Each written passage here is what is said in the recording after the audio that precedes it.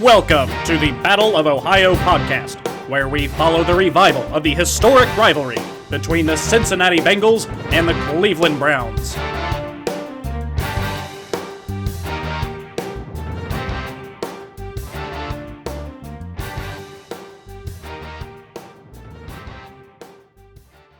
All right, so this is the mock draft episode of the Battle of Ohio podcast for 2021 NFL Draft. Full disclosure, me and Thomas are going to be doing this mock draft. Like I'm going to be doing it's going to be a 7-round mock draft. Me doing the Bengals, him doing the Browns, and just kind of talking over like what are the best draft strategies. You know, what are players we want to target based on certain situations and stuff like that. Unfortunately, you know, we have to record it at separate times because we have just not had any luck with syncing up our schedules. So the boards that are available when we run these simulators are going to look a little bit different than the other person's will.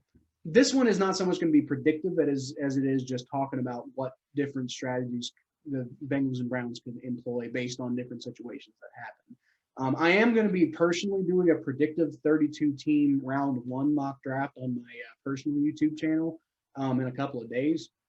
So you might be, it might be up now. You might be able to go over to my personal YouTube channel. If not, go follow me on social media and I will let everybody know when it is released. But anyway, without further ado, I guess let's just go ahead and jump into it. Go ahead and start the draft. And what happened? We got... Oh, wow. You cannot be serious. Oh, my God. You got the Jaguars taking Justin Fields over Trevor Lawrence. Okay, so I just want to go ahead and be the first to say that is stupid. This whole the Pro Football Focus as a company is now discredited. Like, you cannot be serious. But it's not really relevant for the Bengals in this particular situation because 3 quarterbacks taking the first 3 picks. There's been some talk that maybe 4 quarterbacks go before the Bengals. In this case, it's 3 quarterbacks and then Kyle Pitts. But it's still the same 3 quarterbacks you would expect. It's Justin Fields, Trevor Lawrence, Zach Wilson. Those are the 3 that you're taking. The difference is Trevor Lawrence is going to the Jaguars. Zach Wilson, I feel, is going to the Jets. And then I think Justin Fields is going to the San Francisco 49ers because, come on, they're not going to take Mac Jones. So Kyle Pitts to the Falcons is interesting because that is who I would take if I was the general manager of the Bengals. I'm Team Pitts. However, if we're talking about from a realistic standpoint here, I don't think the Bengals are going to even consider taking Kyle Pitts unless they were to trade down to like number 9 or something and he was still there.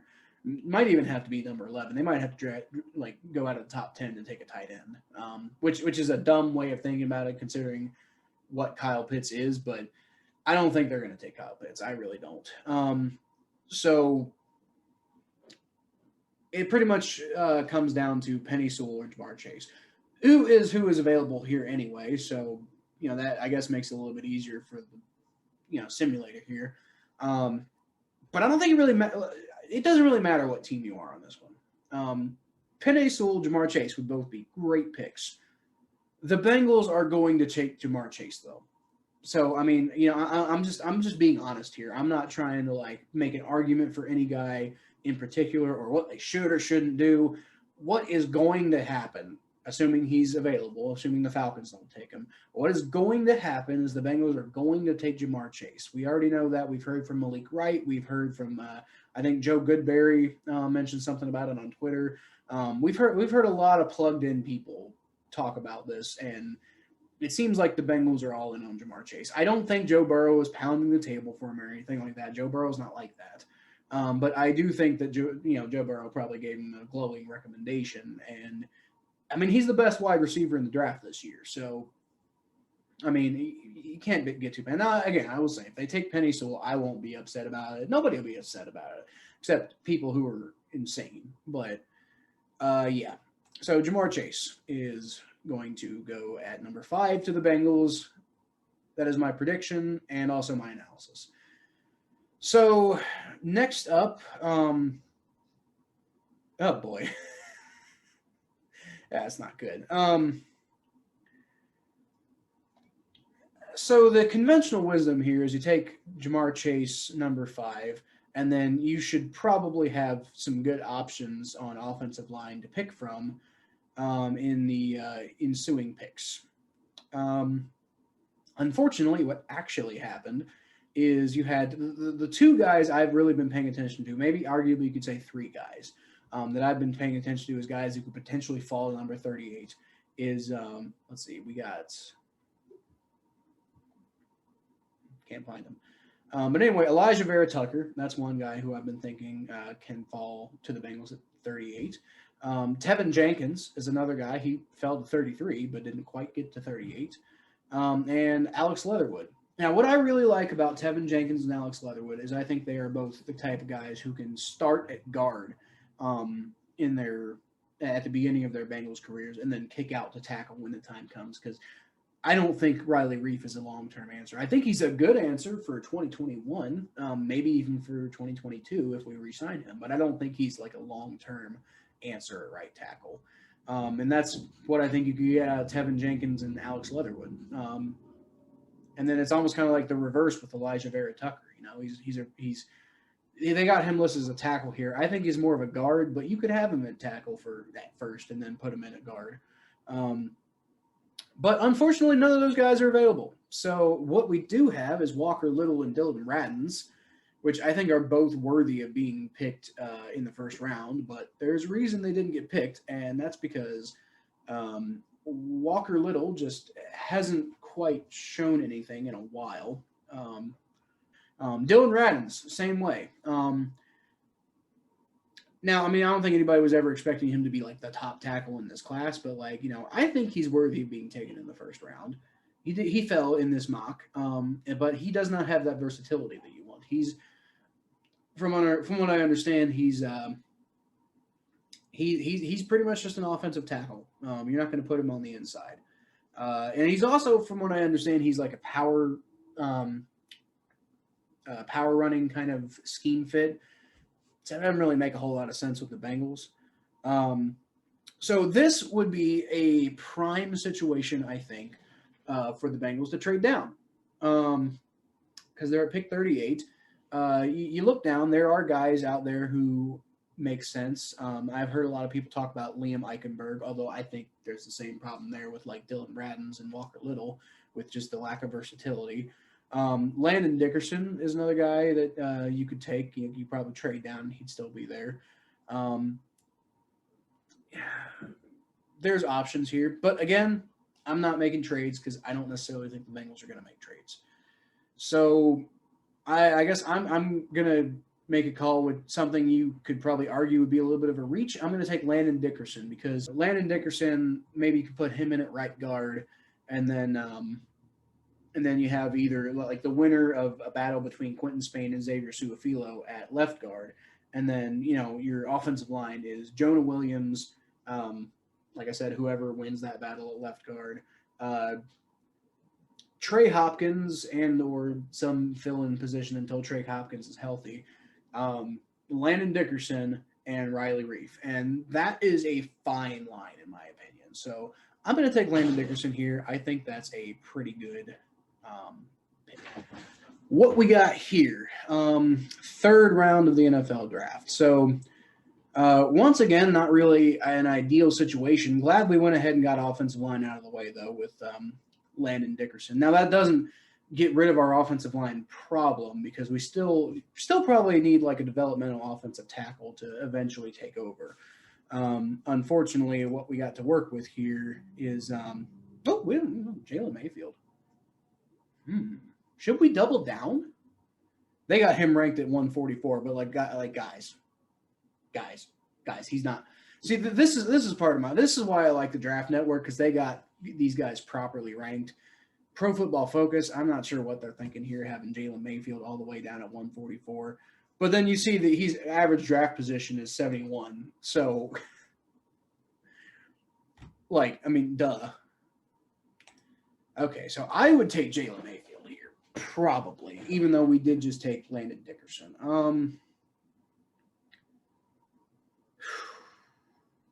really need an edge rusher, though, and I really like Rashard Weaver. Screw it. I'm taking Jalen Mayfield. I'm making an executive decision. We need offensive line. That's what's happening. So let's see. Maybe we can get some edge rush help in the 4th round.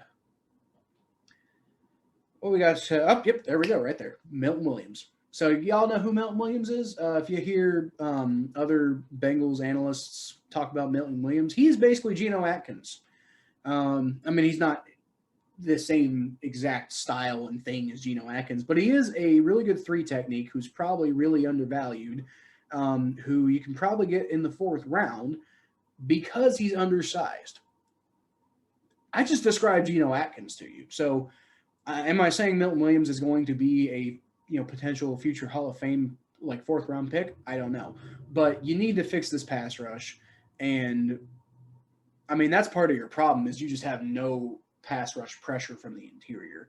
So I'm thinking, we already did a hell of a job on the offensive line just now. So I think we take Milton Williams here because, you get some push up front and, if he develops into what you're wanting him to develop into, Milton Williams, DJ Reader, Trey Hendrickson, and then, hell, you could put Sam Hubbard on the edge. Or maybe we'll find somebody else in the draft. I don't know. I'm taking Milton Williams here, though. That is who I think the Bengals should absolutely take. Moving on now, I believe the next pick is 149. Is that right? Yes, 149. We are in the 5th round. Figured it out. I'm kind of surprised he fell to 149, but Khalil Herbert is the guy I'm taking. The reason I'm not even looking at the rest of the board. This is who I'm taking. And the reason for that is because we need to replace Giovanni Bernard. Now, we don't need to do a 2nd round running back. People talk about Javonte Williams, but we don't need to spend the 2nd round pick on a running back. But we could totally spend a 5th round pick on a running back for a guy who is efficient in the receiving game, is a fairly good running back in his own right. And on top of that, he has experience as a kick returner, which we need because we got rid of Alex Erickson. So I am on the Khalil Herbert train. Let's take him with pick 149, and I will take that all the way to the back. So the 6th round pick, 190.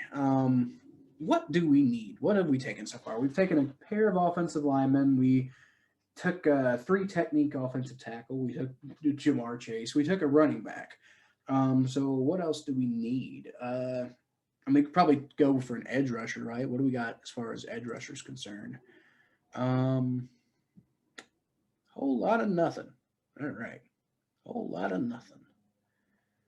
Not anybody I'm comfortable throwing my weight behind anyway. My weight, listen to me. I was thinking Shaka Toney, which, wow.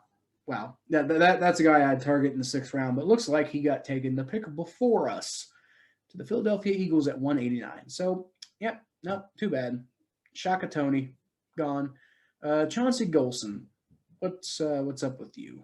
Not really loving those stats. Janarius Robinson, he's a guy I kind of like. At least as a potential future prospect. Taryn Jackson. Ooh, did you see that? Pro Football Focus pass rush grade of 90.3. Why did he fall? Man, I guess I haven't done enough. Nowhere near the same dominance at the Senior Bowl that we saw on tape. Who gets the fucking Senior Bowl? Are you serious? What on earth? Why is he ranked 228? You gotta be out of your mind. Dude, I'm taking him now. What? Taryn Jackson. Come here. Yes, please. All right, so pick 202. Now, just for the record, this is essentially, in my opinion, the Bengals' last debatable pick as far as PFF is considered. I'll explain why here in a second, but right now I got one guy in mind. Let's see if he's still available. Sedarius Hutcherson. Yeah, there we go. Guard. The Bengals, we obviously we've gone hard at the offensive line, but we haven't really shored up the depth a whole lot. Sedarius Hutcherson is a guy who I think can come in and shore up some of that inside offensive line depth. So, we did a lot with inside offensive line with at the beginning we got what's his name, Landon Dickerson, who can play center, maybe kick out, temporarily to a guard spot to,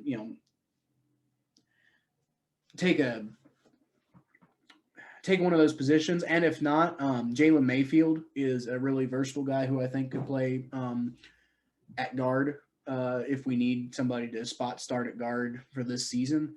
But we still need depth because, that's part of our problem on the inside offensive line is, you got, like I said, Quentin Spain and Xavier Su'Filo are pretty good guys. But, you need at least one more guy who's there. If anything, just as like a practice squad guy who can, be somewhat reliable, somebody you can count on to be good. Sedarius Hutcherson out of South Carolina, I really like him. I think he's good value for the pick at 202. So we are going to go ahead and select him.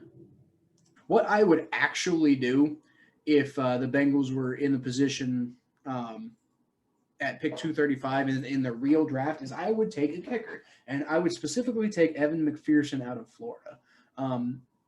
There's also Jose Borregales, I think is his name, who's had a sensational 2020 season. But I think you take Evan McPherson because he is by far and away the most well-rounded, and he's still got a big leg. It's not like this guy ain't like any good. It's not like he doesn't have like potential or like upside or anything like that. It's not like he's just basically the safe option. He's just he is really good and safer than the other guy. Like I said, you could take Riley Patterson too. I haven't seen a whole lot of tape on him. I haven't seen a lot of what he can do, but as I understand, he's about the only other draftable kicker available. But yeah, so that's what I would do. I'd take Evan McPherson and pick 235. So if we're going back here to show you the other screen, Jamar Chase, the wide receiver out of LSU, to give the Bengals, give Joe Burrow his trusty sidekick to work with, and maybe that's not a nice thing to say. Maybe Jamar Chase wouldn't be too happy if I said that, but maybe he would be. I don't know. Yeah, you potentially put the deep threat back into Joe Burrow's arsenal. You got a guy who can replace the production of A.J. Green. I think it's just a slam dunk pick, honestly. PFF doesn't love me taking Landon Dickerson as much. They got him graded as a C pick because, in honesty, I kind of reached a little bit. But honestly, out of all the guys who were available, I think Landon Dickerson was way more inspiring than anybody else who was available. I took Jaylon Mayfield at the tackle out of Michigan at number 69 overall because I think you can kick him inside the guard and you can potentially have him be your starting right tackle of the future if Riley Reif does not end up being your long-term solution there. And it looks like PFF agreed with that pick, A- pick. They also like my Milton Williams pick. I like my Milton Williams pick. Most Bengals fans are going to like my Milton Williams pick because he screams Geno Atkins. You get him in the fourth round, just like you got Geno Atkins in the fourth round. If he pans out, you're going to be doing pretty good. And, that solves a lot of your defensive line problems. Khalil Herbert, 149, the halfback out of Virginia Tech the running back out of Virginia Tech. What is this, the 1950s? Anyway, Khalil Herbert's, good receiving option. Maybe not going to be like, your like your bell cow workhorse type of running back, but he can come in as a change of pace. And I don't know if he's going to replace the blocking ability that Giovanni Bernard had, but he can replace the returning ability that Alex Erickson had. So you've got that on there. Taryn Jackson, the edge rusher out of Coastal Carolina, at pick 190. I think this guy's really underrated, and I think his pass rushing is going to his pass rushing ability, if you put him with a lot of help like the Bengals are going to have, as you see in this draft, I think he could, do some scary things with Trey Hendrickson and Milton Williams and DJ Reader, and that would just be a scary line. If anything, just put him in as a rotational pass rusher. Sedarius Hutcherson, rounding out that inside offensive line depth at pick number 202, and then not Michael Manet at 235, but Evan McPherson, the kicker out of Florida, at pick 235. And I'm going to go ahead and change that to an A+, because that is an A+ pick. Because, fuck you, the Bengals need a kicker. So Like I said, guys, that's who I think the teams are going to draft. Let me know what you think in the comments, and let me know if I'm an idiot and picked the wrong player, or who you would pick, or who you think the Bengals are going to pick. All right, so here we go, doing this mock draft simulator. Now the one that I'm doing is I'm using the same engine that Kyle was using, and I really want to take Zayden Collins, but this mock draft simulator actually have the Steelers taking Zayden Collins. I hope I'm saying his name correctly. But I still think the Browns need some help in that secondary. So if I'm on the Browns, if I'm taking that first pick, you have Jason Owen on the board, and you have Greg Newsom on the board. I'm actually gonna go with corner, and I'll go with Greg Newsom the second for that first pick. Yeah, that's who I'll go with. Okay, so let's go through the second pick. So for the second pick, now we talked about the Browns need in depth at receiver. Now there's this kid named Elijah Moore from Old Miss from Mississippi University who they're projecting to still be on the board by the late second round by pick 59. Now if he's still on the board for pick 59 for the Cleveland Browns, I think that would be an amazing pickup. Now I did say the Browns need linebacker help, so with me going to corner. With the number one pick, I probably should go linebacker, but with a receiver at that caliber, with him still on the board with a chance to put more depth at your receiver position, I think going Elijah Moore, that pick would be amazing. So I'm going to go Elijah Moore from Ole Miss as my pick in the second round for the Cleveland Browns. Now let's keep on going. Now we come to pick number 89. The Browns have 2 third-round picks, I believe. Pick number 89 and pick number 91. So we still need that linebacker help. So immediately off the board, the best available we have is Jermaine Davis from Kentucky. I like that prospect. We also have some cornerbacks on the board and some secondary help if we want to go deeper in the secondary. So if I'm the Browns, we kind of pigeonholed ourselves already by going Newsom, but I think Newsom is a great pick, so I really like Newsom. So for my second pick, I'm going to go with Jermaine Davis from Kentucky. I think that's a no-brainer pick right there, and that brings us over to pick 91. Now it still says the Browns need an edge, a linebacker, and a DI.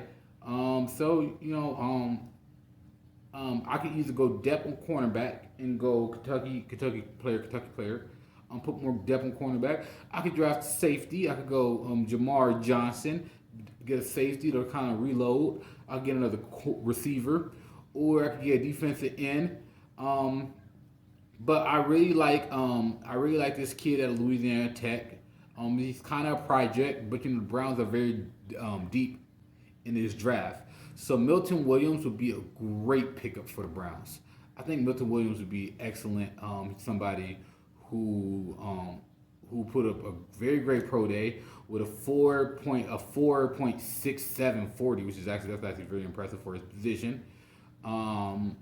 It says that he's a Peer 3 technique who came stronger down the stretch in the past 3 seasons. I like players from those small. I like blue chippers from smaller schools because a lot of times they're a little more polished because of how long they've been at that smaller school, and a lot of times they're polished because of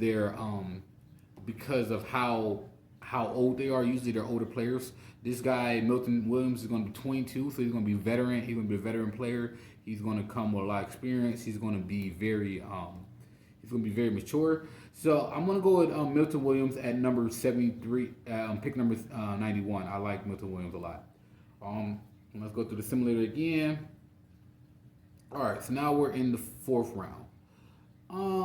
And this is interesting. They still got a couple of really good safeties on the board and really good corners. So we go another cornerback in the draft, throw some more darts at the boards to try and create more depth at that cornerback position.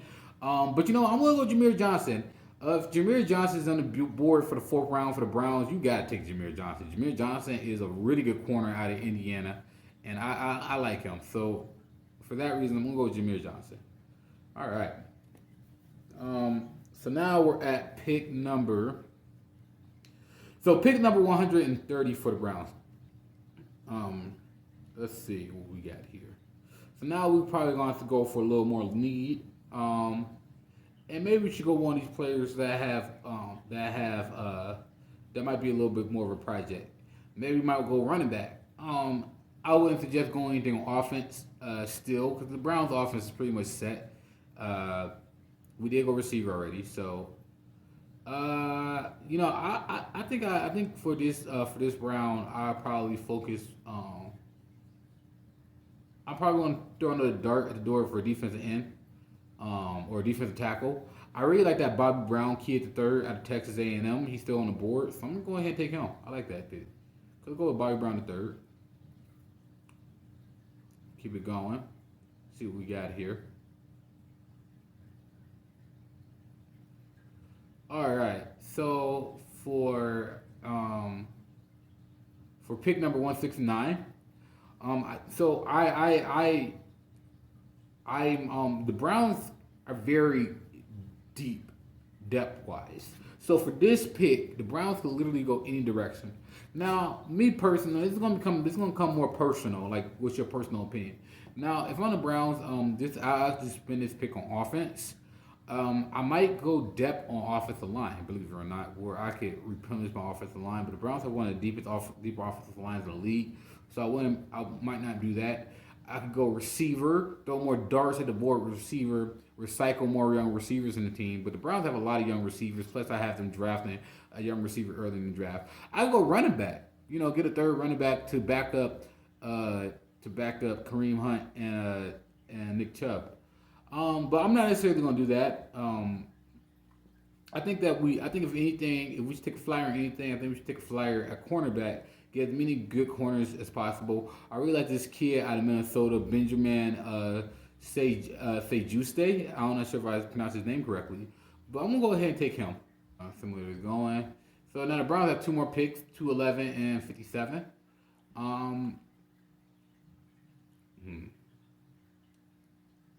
You know what? If I'm in a late draft, you can draft pretty much anybody, right?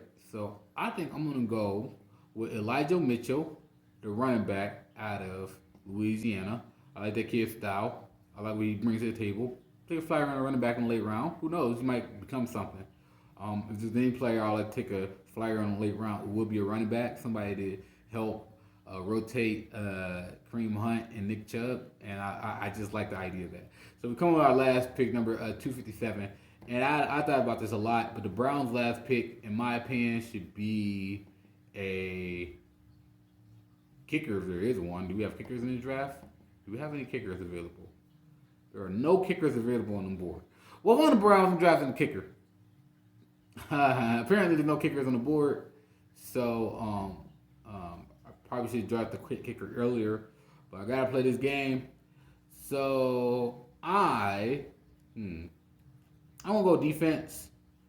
I'm just gonna throw a dart at the board. I'm just gonna throw a dart at the board. I'll take a flyer on that Malik Herring guy out of Georgia if he's still available. And then that's my draft for the Browns. Pro Football Focus gave me a B+. I mean, I'm not a general manager. I think B+ though. But I take that. Okay. All right. Well, there's that. So I got B+. So I enjoy doing this, and hopefully you guys see y'all soon. Can't wait for the draft, guys.